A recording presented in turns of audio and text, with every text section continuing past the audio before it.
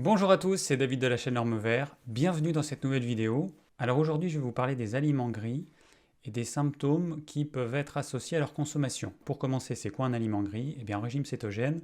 Un aliment gris, c'est un aliment qui est cétocompatible, c'est-à-dire qui est compatible avec le régime cétogène, mais qui peut malgré tout poser des problèmes plus ou moins importants suivant les personnes.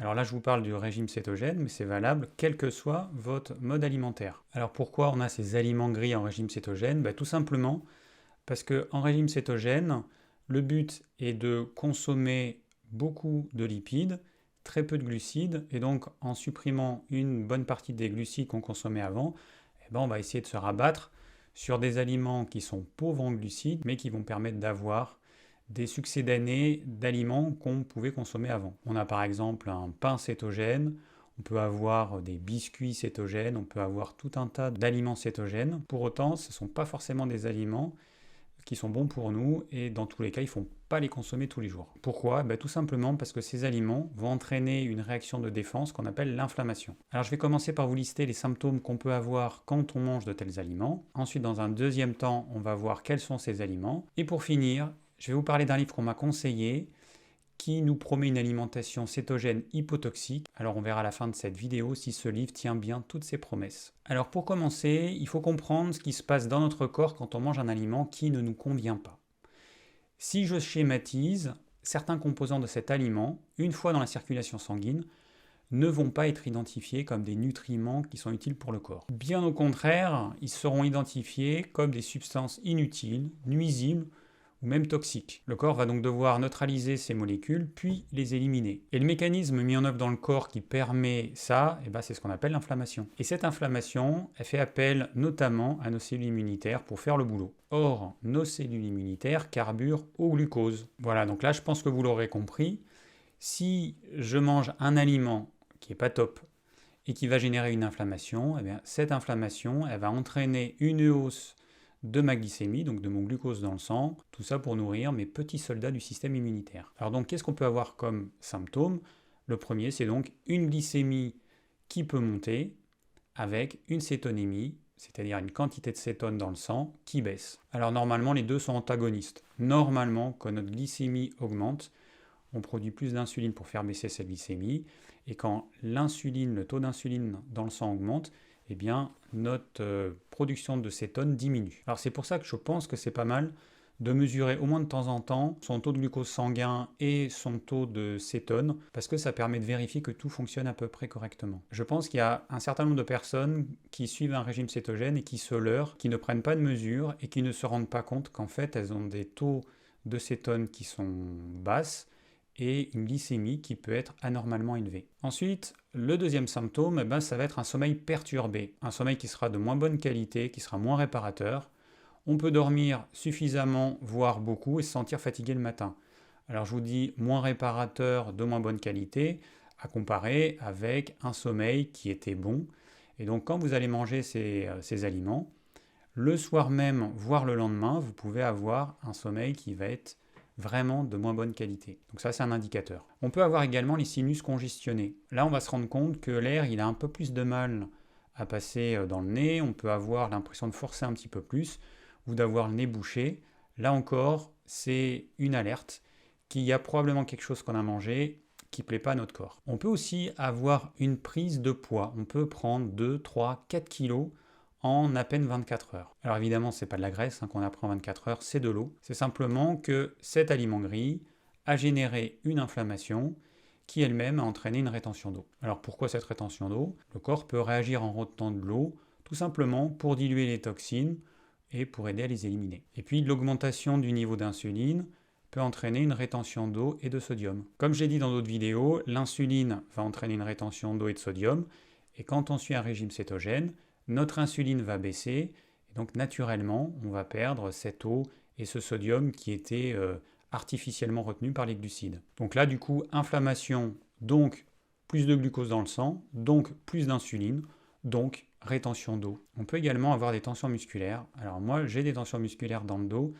et après avoir testé plein de choses, je me dis que peut-être que c'est certains aliments de mon alimentation qui m'apportent des éléments que mon corps n'aime pas du tout et donc ça va entraîner ces tensions musculaires. On peut aussi avoir des éruptions cutanées, des petits boutons, des plaques à différents endroits du corps. Bien évidemment, on peut avoir un transit qui sera perturbé, on peut avoir un transit trop lent de la constipation, un transit trop rapide avec des diarrhées, on peut avoir une alternance des deux, on aura souvent des gaz, des flatulences, et puis à la sortie, les selles, ça sera pas top, consistance pas top, on a besoin de beaucoup de papier, odeur vraiment désagréable, et puis la couleur aussi, la couleur elle peut être anormale, normalement c'est censé être de couleur brun, ça peut être jaune, ça peut être blanc, gris, tout ça, ça doit vous alerter. Et puis on peut avoir des douleurs, souvent à droite, c'est ce qu'on appelle une colite, c'est-à-dire une inflammation du côlon. Alors cette douleur, on n'a pas forcément qu'au niveau du côlon ascendant, à droite, on peut l'avoir aussi à gauche, au niveau du côlon descendant, ou on peut l'avoir au niveau du côlon transverse, qui longe notre cage thoracique de droite à gauche. Autre petite chose, on peut le matin ne pas avoir faim. Alors que tous les matins on a faim, et bien là on peut ne pas avoir faim, ou alors on peut avoir l'opposé, on peut avoir énormément faim. Alors quand je vous dis ça, c'est un symptôme un peu général qu'on peut avoir de temps en temps. Le but, c'est pas de voir si j'ai tel ou tel symptôme. Un seul symptôme ne va pas à lui seul définir si un aliment gris nous pose problème. C'est une multitude de symptômes qui vont nous dire « Ah, effectivement, j'ai ça et ça et ça. A priori, cet aliment, il ne me convient pas. » Alors pour les personnes qui ont un problème au niveau du foie, qu'on appelle une stéatose hépatique, c'est-à-dire un foie gras, on peut avoir les selles qui vont être claires, très claires, quasiment blanches, dès qu'elles mangent un aliment gris. Alors pourquoi? Tout simplement parce que le foie recycle un pigment qu'on appelle la bilirubine, donc quand nos globules rouges meurent, il y a ce pigment qui va être recyclé par le foie et qui va colorer notre bile. Et donc si le foie ne fait plus ça, la bile n'a plus la couleur qu'elle a normalement et nos selles deviennent blanches. Alors il faut savoir que dans les pays occidentaux, il y a 30, 35, 40% suivant les pays de stéatose hépatique. Et ça commence chez des jeunes adultes de 25 à 30 ans. Donc c'est quelque chose de vraiment très fréquent. Et c'est pour ça que la couleur de nos selles peut nous donner une information importante sur le fonctionnement de notre foie. Est-ce qu'il fonctionne bien ou est-ce qu'il ne fonctionne pas bien? Et pour finir, on peut avoir aussi une inflammation de la gorge. Avec un besoin de se racler la gorge, on peut avoir des glaires. Alors attention, parce que ce petit symptôme, on peut le confondre avec un reflux gastro-œsophagien. On peut avoir des remontées acides qui vont nous brûler l'œsophage et qui peuvent remonter jusqu'au fond de la gorge. Et donc là aussi, on aura à peu près la même chose. Mais de toute façon, dans tous les cas, ce reflux gastro-œsophagien, il n'arrive pas comme ça par magie. 9 fois sur 10, c'est qu'on a consommé un aliment qu'on n'arrive pas à digérer correctement. Et donc notre corps va tenter de produire de plus en plus d'acide pour essayer de digérer cet aliment. Le seul problème, c'est qu'il y a des personnes qui vont produire un acide qui sera peu concentré en ion H+, donc en acide chlorhydrique. Et du coup, il va y avoir une quantité de liquide importante qui ne sera pas suffisamment acide pour digérer les aliments. C'est comme si vous preniez du vinaigre et que vous le diluez dans l'eau. Ce vinaigre, il va avoir une acidité qui sera très faible. Là, c'est pareil dans votre estomac. Donc, ce n'est pas le tout d'avoir un estomac qui est rempli d'acide. Il faut encore que cet acide il soit vraiment acide, c'est-à-dire que son pH il soit suffisamment bas, autour de 2. Et c'est uniquement grâce à ça qu'on arrive à prédigérer nos aliments. Si le pH n'est pas assez bas, la digestion au niveau de l'estomac elle va prendre des heures et des heures en plus. Et puis le sphincter qu'il y a en haut de l'estomac, le cardia, il ne va pas se fermer, il va rester ouvert. Et chaque fois que l'estomac va se contracter ou qu'on va être en position allongée, on va avoir une partie du bol alimentaire qui va remonter, qui va nous brûler la gorge. Donc dans tous les cas, que ce soit un reflux gastro-œsophagien ou que ce soit la réaction de l'aliment au contact d'une zone de la gorge qui peut être déjà sensible, on va avoir ces raclements.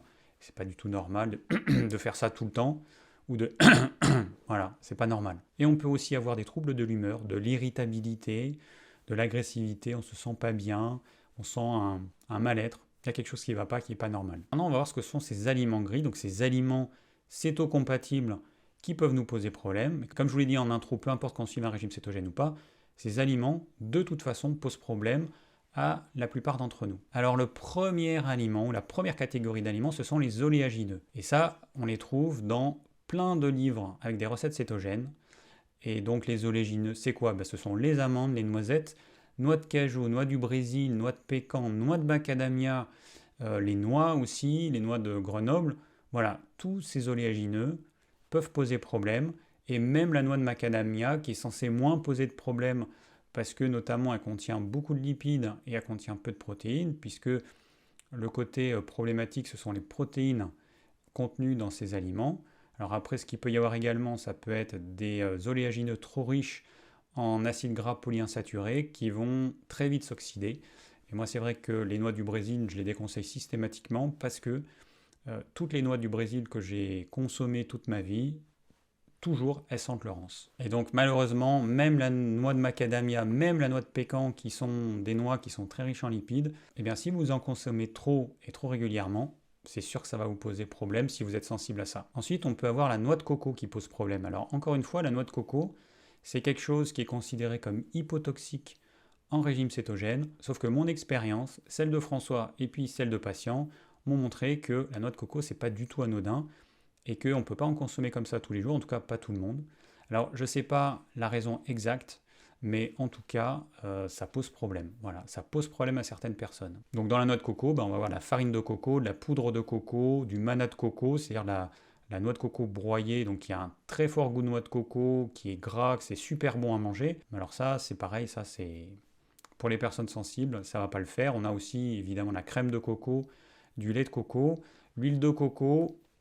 A priori, ça pose moins de problèmes. Alors on peut imaginer que peut-être que certaines personnes ne vont pas avoir de problème en consommant la noix de coco parce que leurs ancêtres en consommaient, leurs ancêtres lointains en consommaient. Bon, c'est une hypothèse, mais en tout cas, ça peut poser problème à certains. Alors ensuite, on a les protéines animales trop cuites. Alors je vais vous donner quelques exemples. On a tout ce qui est en boîte de conserve. Donc vous avez évidemment les sardines en boîte, le maquereau ou le thon en boîte. Vous avez toutes les viandes en conserve. Alors vous pouvez avoir du cassoulet avec la saucisse, vous pouvez avoir du pâté. Toute viande en conserve a été stérilisée. Ensuite, vous avez les charcuteries qui ont été très cuites, trop cuites. Vous avez les rillettes, vous avez le pâté, peut-être le boudin aussi. Et puis vous avez les viandes qu'on fait cuire naturellement longtemps parce que ce sont des viandes qui sont dures. Alors vous avez le bourguignon, vous avez la daube, vous avez le pot-au-feu. Toutes ces recettes typiquement françaises qui sont faites avec des morceaux de viande que vous allez faire cuire longtemps, eh bien ça rend la viande qui est très indigeste. Alors pourquoi? Tout simplement, les protéines animales sont faites à partir de protéines. Les protéines, il faut que vous voyez ça comme des fils de plastique en 3 dimensions. Donc vous imaginez une pelote, ou que ce soit de la laine, c'est en plastique. Et en fait, ces molécules que sont les protéines, elles sont sensibles à la chaleur. Et elles vont commencer à se dénaturer à partir d'à peu près 60 degrés. Donc vous imaginez cette pelote de fil de plastique qui a une forme en 3 dimensions très particulière. Et bien quand vous chauffez, les fils en plastique vont se tordre et la molécule va prendre une forme différente. Le problème, c'est que nos enzymes qui servent à prédigérer et à digérer les protéines, elles sont calibrées pour ce que la nature nous offre. Et plus on s'en éloigne, moins nos enzymes seront capables de reconnaître ces molécules comme étant des protéines. Et donc, les enzymes ne vont plus être capables de dégrader ces protéines en leur brique alimentaire qu'on appelle les acides aminés. Alors ça, c'est un vrai problème parce que on ne va pas arriver à digérer le maximum de ce qu'on pourrait digérer si c'était peu cuit. Et en plus, ça va nous demander beaucoup d'énergie. En plus, ce qui n'aura pas été digéré correctement va se retrouver dans notre gros intestin où les bactéries vont jouer leur rôle, dégrader ce qui n'a pas été assimilé. Et donc, on va avoir la prolifération de certaines bactéries qui ne devraient pas proliférer en aussi grande quantité, mais comme on les nourrit avec de bonnes protéines, du coup, elles vont proliférer. Alors, j'ai déjà fait une vidéo qui a parlé des sardines en boîte et dans laquelle j'explique que c'est indigeste pour la très très grande majorité des gens. Et je vous invite à regarder les commentaires sous cette vidéo et vous verrez que la quasi-totalité des gens confirment le fait qu'ils ne digèrent pas des sardines en boîte, alors que si vous mangez à la place des sardines fraîches que vous faites cuire à la poêle de façon toute simple ou à la vapeur, vous verrez que vous les digérez parfaitement. On a aussi le confit de canard et tout ce qui est cuit longtemps dans la graisse de canard. Alors je vous ai parlé de boîtes de conserve, mais c'est pareil dans des bocaux en verre. Dès que ça a été stérilisé, la température en moyenne pour la stérilisation, la température interne, elle est entre 115 et 120 degrés, puisque je vous rappelle que le principe de la stérilisation, c'est de tuer toute vie pour pouvoir conserver l'aliment quasiment à vie. Et comme vous le savez, sous la pression atmosphérique, l'eau bout à peu près à 100 degrés, alors que dans une stérilisation, comme la pression augmente dans la boîte de conserve ou dans le bocal, eh bien, la température peut augmenter au-delà de 100 degrés. Et c'est pour ça qu'on peut atteindre des 115, 120 degrés dans une boîte de conserve ou un bocal. Alors ça, j'en parle parce qu'en régime cétogène, il y en a beaucoup qui conseillent les sardines en boîte, ou le maquereau, ou ce que vous voulez. Le problème, c'est que ce ne sont pas de bons aliments à consommer au quotidien. Ce sont des aliments qui sont beaucoup trop cuits. Et quand je fais mon bouillon de légumes avec une carcasse de poulet, eh bien c'est clair que quand je mange la viande sur la carcasse, que j'aime pas gâcher, la digestion va être beaucoup plus compliquée que si je mange une cuisse de poulet ou un blanc de poulet que j'ai fait cuire juste comme il faut. Alors petite astuce, ce que j'ai testé et qui est pas mal, c'est que pour des viandes dures comme par exemple la cuisse de canard, c'est pour ça qu'on la fait confire, c'est parce que c'est dur, donc il faut la faire cuire longtemps pour que la chair soit tendre. Et bien la cuisse de canard, ce que je fais, c'est que je la fais cuire au four pendant des heures à basse température, autour de 70 degrés. Je la fais cuire, 4 heures, 5 heures. Ça va rester un petit peu ferme, parce qu'il faut peut-être encore que je teste différentes températures, différentes durées. Mais en tout cas, c'est super bon et on peut le manger. Alors que vous faites cuire une cuisse de canard à la poêle, ça va être dur comme du béton. Alors ensuite, on a une autre famille d'aliments, les produits laitiers.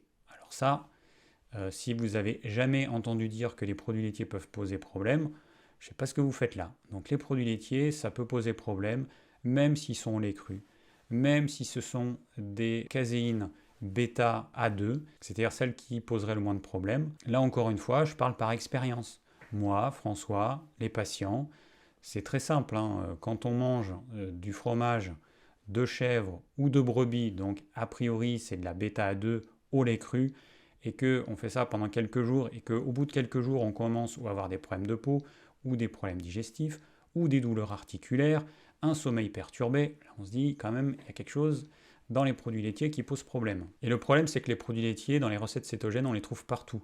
On les trouve dans les recettes salées, dans les recettes sucrées, on les trouve partout. De même que les oléagineux, hein, la farine d'amande, on va la retrouver partout parce que c'est ce qui va permettre de faire des pains cétogènes. Alors farine d'amande, farine de coco, dans toutes les recettes. On enlève tout ce qui est oléagineux et tout ce qui est produits laitiers. Je pense que 90% des recettes cétogènes disparaissent. Parmi tous les produits laitiers, l'exception, ça peut être le beurre. Pourquoi le beurre ? Tout simplement parce que le beurre, c'est majoritairement du gras, 80-82% de gras. Ensuite, on a à peu près 16% d'eau. Et puis, on a moins de 1% de protéines. Donc, c'est ça qui pose problème. Et moins de 1% de lactose, c'est aussi ça qui peut poser problème. Donc, dans le beurre, il y a quand même peu de protéines et peu de lactose. Et pour les personnes qui seraient malgré tout hypersensibles à ce lactose, à ces traces de lactose et à ces traces de protéines dans le beurre, eh ben, il y a l'alternative du ghee, tout simplement.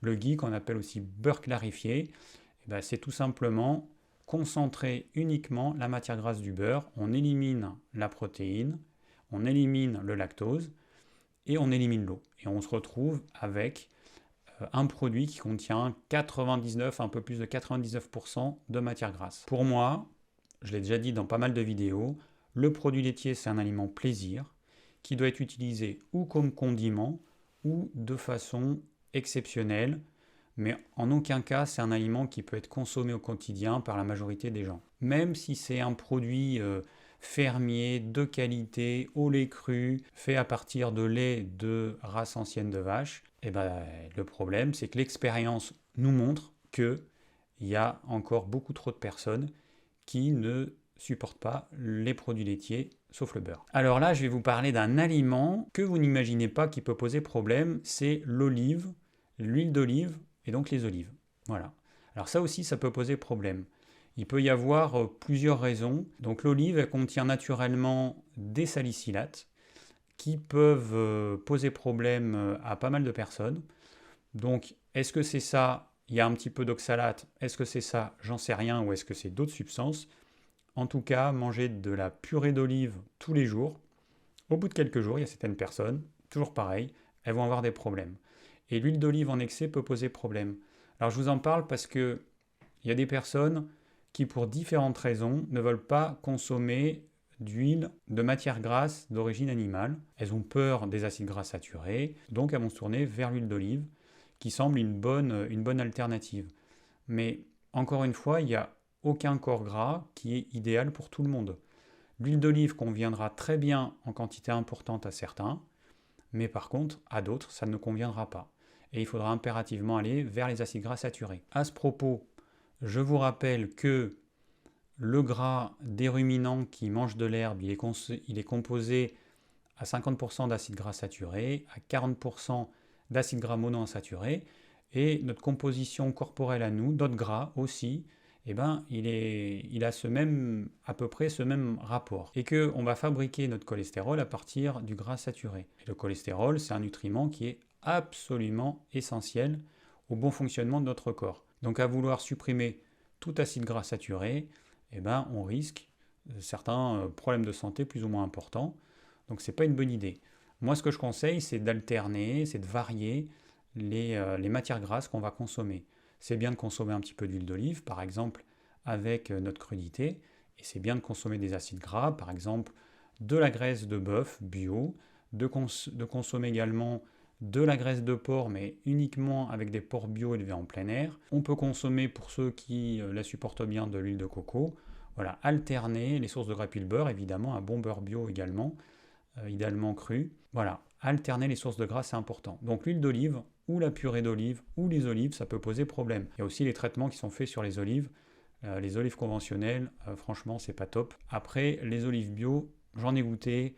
C'est un goût hyper fort, avec une amertume assez prononcée. Donc, attention, parce que ça peut être aussi les traitements qui vont poser problème. Mais dans tous les cas, soyez vigilants. Pas trop d'huile d'olive, pas trop d'olive, pas trop de purée d'olive, et vérifiez si vous tolérez bien tout ça aux quantités de ce que vous consommez. Alors on a aussi évidemment les légumes qui sont riches en lectines.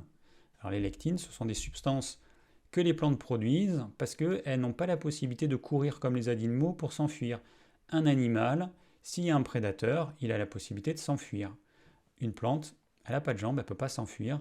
Et donc qu'est-ce que font les plantes pour lutter contre les prédateurs? Eh bien, elles produisent des molécules chimiques qui ont pour but de intoxiquer les insectes, de les paralyser ou de rendre le goût des plantes très désagréable pour que les animaux ne les mangent pas. Voilà, donc ces molécules, on appelle ça des lectines. Et donc il y en a plus ou moins. Alors il faut imaginer que des lectines, il y en a des milliers, des dizaines de milliers, des centaines de milliers dans la nature. Il y en a autant qu'il y a de plantes. Et du coup, on peut être sensible aux lectines de tels légumes, mais pas aux lectines de tel autre légume. Alors même s'il y a des concentrations plus ou moins importantes, on peut imaginer qu'un légume contient beaucoup de lectines, mais moi finalement je ne suis pas sensible. Et puis un autre, il va en contenir moins, mais par contre je suis sensible spécifiquement à ces molécules. Et donc je vais réagir assez fortement. Alors là, il n'y a pas de règle, parce que c'est pas évident de déterminer le ou les légumes qui ne nous conviennent pas. Vous allez utiliser les symptômes que j'ai détaillés, et puis vous allez voir si vous avez plusieurs de ces symptômes chaque fois que vous consommez tel ou tel légume. Alors on a aussi la charcuterie qui peut poser problème. Alors vous avez plusieurs catégories de charcuterie. Vous avez la charcuterie de merdouille que vous allez trouver en grande surface avec plein d'additifs, plein de saloperies, donc celle-là, vous ne l'achetez pas. Vous avez la charcuterie artisanale qui peut contenir des éléments pas top. Moi, j'en ai fait les frais, j'ai pas fait attention, j'ai pas regardé l'étiquette, j'ai acheté à des endroits que je pensais sûrs, et puis en regardant l'étiquette, j'ai vu qu'il y avait du sucre, du dextrose, donc c'est aussi du sucre, qu'il y avait des colorants, qu'il pouvait y avoir des arômes naturels, qu'il pouvait y avoir des conservateurs. Bon, bah moi, c'est pas ce que j'attends d'une charcuterie artisanale de qualité. Ce que j'attends, c'est de la viande, du gras, du sel, du poivre, et puis c'est tout. Il y avait aussi une charcuterie, il y avait en plus du vin rouge, ça amenait un côté écœurant. Bref, la charcuterie, elle peut poser problème. Pourquoi? Même en supposant qu'elle soit faite dans les règles de l'art, avec très peu d'ingrédients, comme ce que je viens de vous dire. Comme avec toute viande maturée, donc la charcuterie, c'est une viande qui a maturé, puisque pour faire un saucisson, eh bien, vous allez mélanger de la chair à saucisse avec du sel, avec du poivre, et puis vous allez faire sécher ça pendant X semaines, et donc vous allez avoir un saucisson. En supposant que cette charcuterie soit de bonne qualité, faite avec de bons ingrédients dans les règles de l'art, eh ben le problème c'est qu'elle va contenir de l'histamine, comme c'est le cas de toutes les viandes maturées et de la plupart des charcuteries. Alors l'histamine c'est quoi? C'est une substance qui est produite naturellement dans le corps en cas de blessure ou d'infection, mais qu'on peut retrouver aussi dans certains aliments. Et donc si on apporte des aliments qui contiennent beaucoup d'histamine, eh ben, on peut avoir une réaction type allergique, inflammatoire dans le corps, et donc avec tous les symptômes que j'ai décrits tout à l'heure. Alors bon, il y a donc la charcuterie qui contient l'histamine, donc ça va être tout ce qui est saucisson,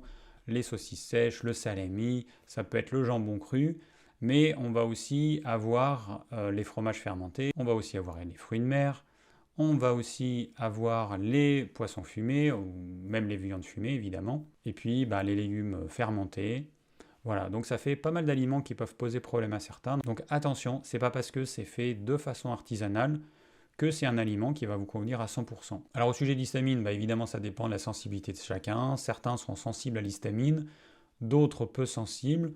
Mais dans tous les cas, en apporter tous les jours, sans interruption, à mon avis, c'est pas une bonne idée. Il est préférable, si vous n'êtes pas sensible ou peu sensible, d'en manger de temps en temps. Vous en mangez, donc vous achetez un saucisson, une saucisse sèche, vous le mangez en quelques jours ou une semaine, vous faites une pause d'une semaine, voilà. Et donc vous pouvez à nouveau en consommer. Je pense que l'alternance, elle est beaucoup plus sage que d'en consommer tous les jours et de risquer qu'un beau jour, votre corps ne supporte pas cette histamine et qu'il vous dise qu'il n'en veut plus du tout. Alors, autre catégorie d'aliments qui est utilisée en régime cétogène, ce sont les édulcorants. Alors, il y a plein d'édulcorants, vous connaissez forcément l'aspartame, mais il y en a bien d'autres. Et en régime cétogène, on va utiliser fréquemment la stevia, alors un extrait de stevia. Ensuite, on peut utiliser l'érythritol. Et puis, on peut utiliser éventuellement le xylitol.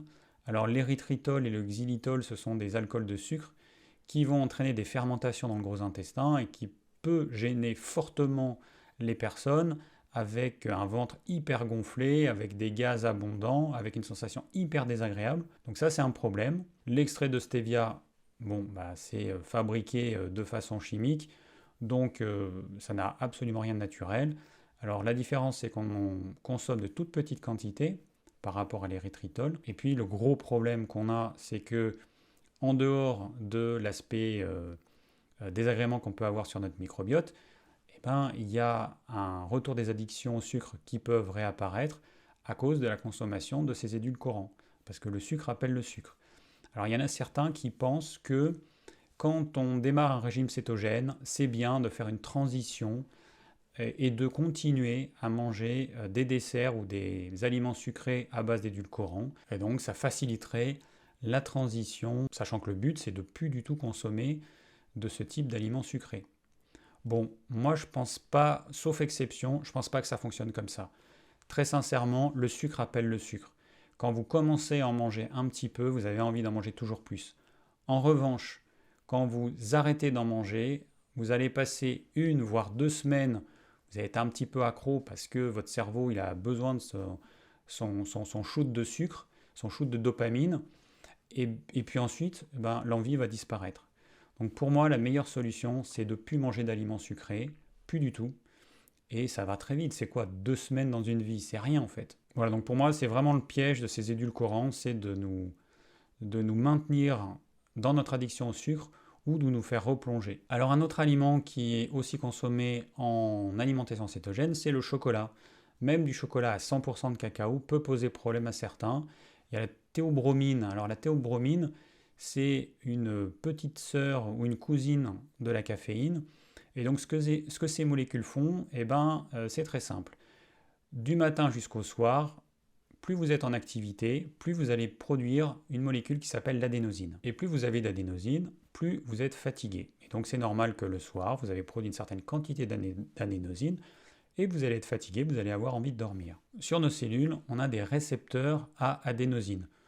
Donc c'est des sites sur lesquels les molécules d'adénosine viennent se loger. Et donc c'est ce qui permet à l'adénosine d'envoyer son message à la cellule. Donc ce message c'est « je suis fatigué et j'ai besoin de repos ». Le problème, c'est que la caféine et la théobromine vont prendre la place de l'adénosine sur ces récepteurs. Du coup, l'adénosine ne peut pas envoyer à la cellule son message « je suis fatigué ». Et donc, la caféine et la théobromine vont envoyer un message opposé « je suis en pleine forme ». Alors ça peut sembler être une bonne chose, sauf que si en réalité, j'ai pas de réserve d'énergie, j'ai peu de nutriments en réserve et que je ne suis pas du tout en pleine forme, stimuler notre corps de cette façon-là, c'est pas une bonne idée. Ça met notre corps dans un état de stress qui va être obligé de produire du glucose. Pourquoi ? Tout simplement parce que tous les états de stress vont entraîner une production de glucose, parce qu'à l'origine, ce stress c'est quelque chose de soudain, et il faut que le corps apporte un carburant utilisable tout de suite. Et donc c'est le glucose qui est privilégié dans ce cas-là. Et à chaque fois que vous allez prendre du café, du chocolat, eh bien vous allez créer cet état de stress, d'urgence, qui va entraîner une production de glucose dans le sang. Donc c'est pas une bonne idée en général, et puis quand on est en régime cétogène, encore moins. Alors pour le chocolat, tout est une question de quantité, de sensibilité. Il y a des gens qui vont être sensibles, comme moi par exemple, à la caféine et à la théobromine.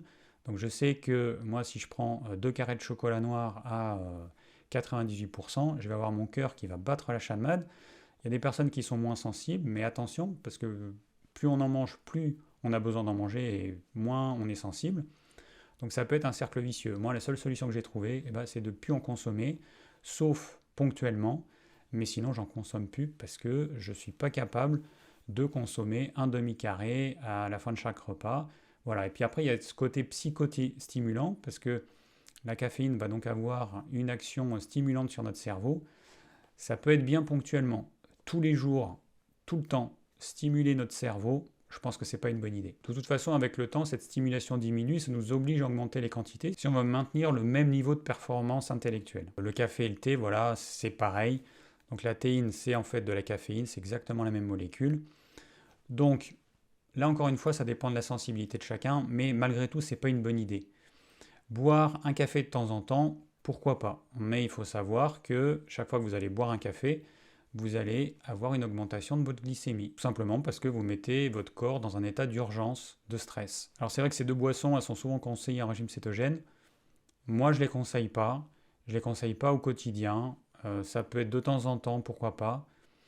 Mais ce côté stimulant qui, de toute façon, va s'émousser avec le temps et qui vous obligera à augmenter les quantités, pour moi, c'est pas une bonne idée. Voilà, donc j'arrive à la liste de mes aliments gris. Alors, il peut y en avoir d'autres, bien évidemment. Mais voilà, donc je pense que là, vous avez vu des aliments qui, a priori, vous pensiez ne pas être des aliments gris. Eh bien si, ça peut être des aliments gris pour vous. Alors maintenant qu'on a vu un petit peu tous ces aliments gris, on pourrait se demander si on peut en consommer tous les jours, mais en petite quantité. L'hypothèse, ce serait que si je ne dépasse pas une certaine quantité, ça ne va pas me poser problème. Alors il faut faire la différence entre un symptôme marqué qu'on voit, qu'on ressent, et de petits symptômes qui sont peut-être quasi imperceptibles. La problématique avec ces aliments gris, qui sont problématiques pour beaucoup de gens et qui peuvent générer une inflammation, c'est que même si on en mange une petite quantité, ça peut générer une petite inflammation chronique qui donnera des symptômes peut-être de temps en temps, les jours où on sera plus fatigué, ou alors un beau jour, la goutte d'eau faisant déborder le vase, on va avoir un petit truc désagréable. Mais le risque, en fait, c'est qu'on entretient une légère inflammation chronique. Et ça, en termes de santé, c'est pas du tout une bonne idée. C'est pour ça que mon conseil, c'est d'éliminer au maximum les aliments gris, en tout cas ceux qui nous posent le plus de problèmes du quotidien, de n'en consommer que de façon ponctuelle. En fait, dans l'idéal, ce qui est le plus hypotoxique et qui posera le moins de problèmes, c'est une alimentation carnivore. Parce que la plupart des aliments gris se trouvent dans le monde végétal. Mais, justement, pas que, parce que ça va dépendre aussi du mode de cuisson. Étant donné que les protéines animales sont sensibles à la chaleur, elles peuvent devenir, elles aussi, des aliments gris si vous les avez fait trop cuire. Le but de cette vidéo, c'était tout simplement de vous informer que certains aliments qui sont cétocompatibles et qui sont conseillés en régime cétogène peuvent vous poser problème. Ça va vous permettre de comprendre pourquoi votre glycémie est anormalement élevée, pourquoi vos cétones sont basses, ou alors pourquoi vous faites de la rétention d'eau, pourquoi vous n'arrivez pas à perdre de poids, ou pourquoi vous n'arrivez pas à vous débarrasser de tel ou tel symptôme, comme par exemple voilà, ce petit truc assez désagréable que beaucoup de personnes ont et qui est considéré comme quelque chose d'anodin, alors que c'est un indicateur qu'il y a quelque chose qui ne va pas. Alors maintenant, on va voir un livre qui m'a été conseillé, Mes programmes cétogènes, qui a été écrit par Alix Lefièvre-Delcourt et Olivia Charlet. Alors le livre, il commence très bien, avec de bonnes explications sur le régime cétogène et certaines choses qui sont vraiment intéressantes. Mais quand j'ai lu que les acides gras saturés d'origine animale étaient pro-inflammatoires, j'ai failli m'étrangler avec le petit bout de beurre qui restait dans ma bouche. Et quand elle dit que la viande rouge, elle est cancérigène et qu'il ne faut pas en manger plus d'une fois par semaine, voire une fois par mois, bon, voilà, donc là, elle m'a perdu quand même. Alors ce livre a été écrit en 2017, donc on est en 2024, ça fait 7 ans. Bon, j'ai quand même du mal avec quelqu'un qui pense que des aliments que l'humain a consommés depuis toujours peut poser problème. Et par contre, des aliments comme les oléagineux, les légumineuses ne poseraient pas de problème. Les oléagineux, les conseils sans modération. Il y en a tous les jours. Et des graines, il y en a tous les jours. Et donc ça, c'est un vrai problème. Alors déjà que les gens ont tendance à consommer trop d'oléagineux, mais c'est en plus, on leur dit qu'ils peuvent les consommer sans modération. Je ne vous raconte même pas l'état de l'intestin de ces personnes. Et le pire du pire, eh bien, ce sont ces programmes cétogènes. C'est-à-dire, c'est pour ça en fait qu'on a acheté le livre, hein. C'est parce qu'il y a un certain nombre de programmes. Alors, programme cétogène pour perdre du poids, pour les sportifs, pour les adolescents, pour les végétariens, les végétaliens, les personnes atteintes de cancer. Bon, c'est quoi le problème avec les programmes cétogènes? Tellement on est loin des apports nécessaires rien qu'en calories, je ne sais pas ce qu'elle veut, mais elle veut nous affamer ou quoi? Et en plus, dans ces menus, il y a bien trop peu de protéines, mais c'est incroyable tellement il y en a peu.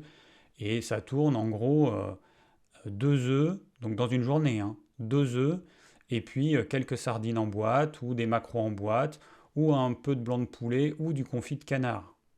Alors en plus, le confit de canard qui est quand même quelque chose d'indigeste parce que c'est une viande qui est beaucoup trop cuite. Elle conseille régulièrement le jambon cru, donc encore une fois, qui est indigeste pour la plupart des gens, et comme j'en ai parlé un petit peu avant, qui est riche en histamine et qui peut poser problème. Donc on ne peut pas conseiller du jambon cru dans un régime hypotoxique, c'est pas possible. Et puis ensuite, il n'y a quasiment pas de lipides. Alors bon, elle nous dit qu'il faut consommer en régime cétogène 70 à 80% de lipides. Sauf qu'il n'y en a quasiment pas, c'est incroyable. Et en plus, dans le peu de lipides qu'elle conseille, tous les jours, il y a de l'huile de cameline. Alors l'huile de cameline, c'est une huile qui est riche en oméga 3 d'origine végétale. Donc on sait que ça ne sert pas à grand-chose parce que l'humain, il est très mauvais pour convertir cet oméga 3 végétal en EPA et en DHA, puisque c'est cet EPA et ce DHA qu'on va utiliser. Et puis cette huile de cameline, elle contient 20 à 30% d'oméga 6, donc de l'alpha-linoléique. Et donc ça, plus les oméga 3 végétaux, ce sont des acides gras hyper fragiles qui s'oxydent tout de suite. Quand vous faites la pression à froid de cette huile, les acides gras vont déjà s'oxyder. Donc c'est pas une bonne huile à consommer. Alors dans tout son livre, elle est focalisée sur les oméga 3 végétaux. Elle en conseille tous les jours avec des huiles qui donc pour moi ne sont pas propres à la consommation humaine parce que ce sont des huiles qui sont oxydées. Et au sujet des lipides, elle ne nous dit pas combien on doit en manger en fait. Dans ses repas, dans ses menus, il n'y a pas du tout ce qu'on appelle les macros, c'est-à-dire la quantité de protéines, la quantité de glucides et la quantité de lipides.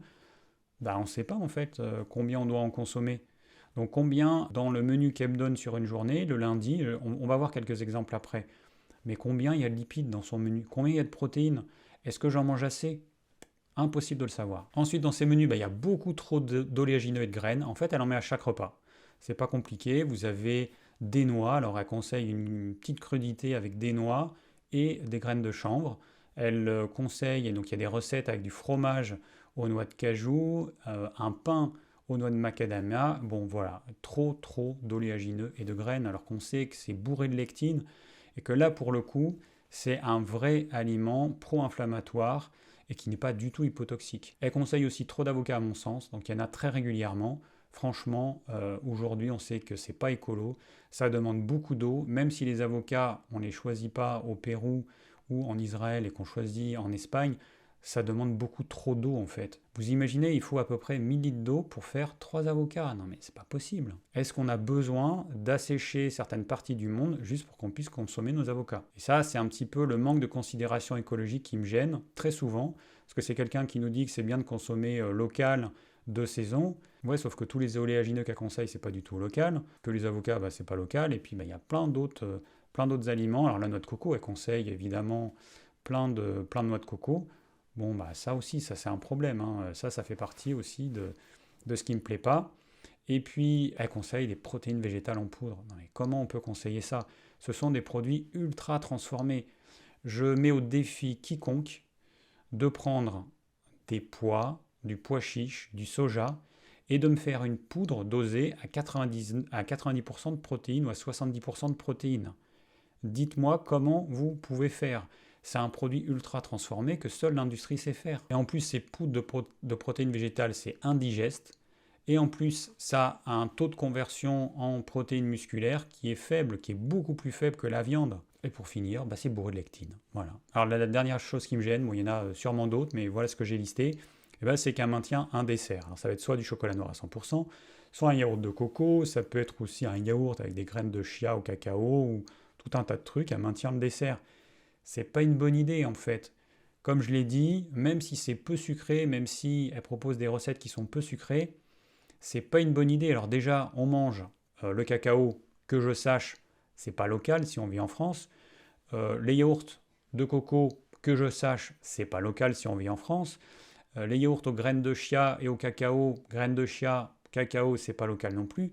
Enfin bref, elle nous conseille, elle nous dit que c'est bien de manger brut et local au début, puis finalement, quand on regarde ses recettes, on est très loin de ça. Donc ça va être compliqué de conseiller ce livre. Alors moi, je conseille pour la première partie parce qu'il y a plein de choses intéressantes, mais alors après, bah non.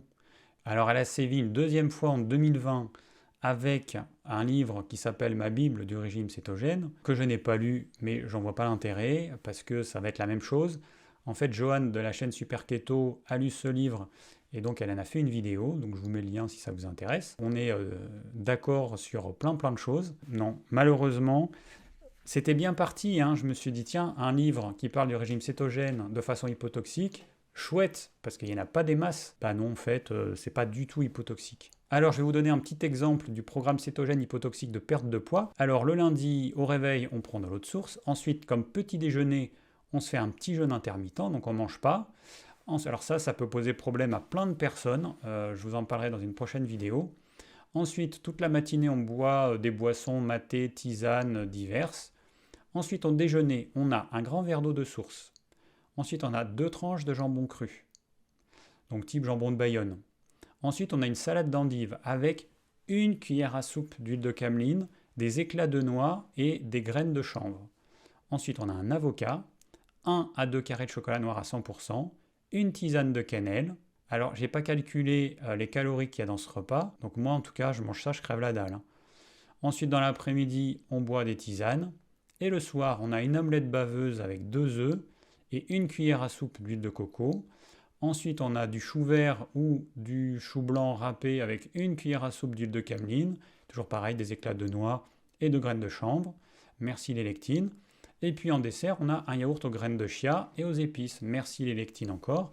Et puis on a droit à une petite tisane de verveine pour être sûr de bien être réveillé dans la nuit, de faire un beau petit pipi. Alors du coup, je me suis dit, après, je vais regarder le programme cétogène hypotoxique pour les grands sportifs. On commence par un petit déjeuner avec un jus alcalin, donc un concombre, un demi-citron, de la coriandre fraîche, voilà, super.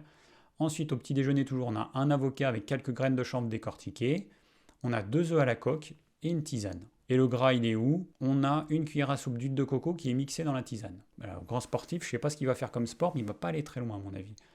Ensuite, pour le repas de midi, on a des filets de sardines au citron. Ensuite, alors toujours pareil, alors soit c'est fait, c'est des filets de sardines crues qui ont mariné dans du citron. Donc là, à la limite, pourquoi pas.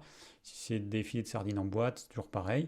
Mais vous imaginez le repas du grand sportif le midi, il a des filets de sardines au citron, de la purée de chou-fleur et 2 carrés de chocolat noir.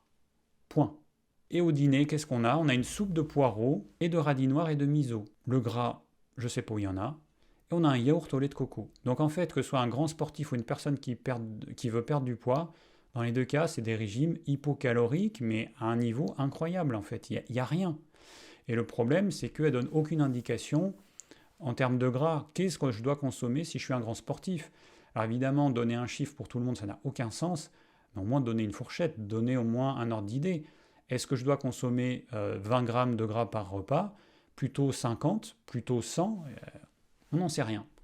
Et de toute façon, si on se fie à ce qu'elle conseille, bah dans un repas, on a maximum 2 cuillères à soupe d'huile. Donc ce qui nous fait à peu près une cuillère à soupe d'huile, ça fait 10 grammes.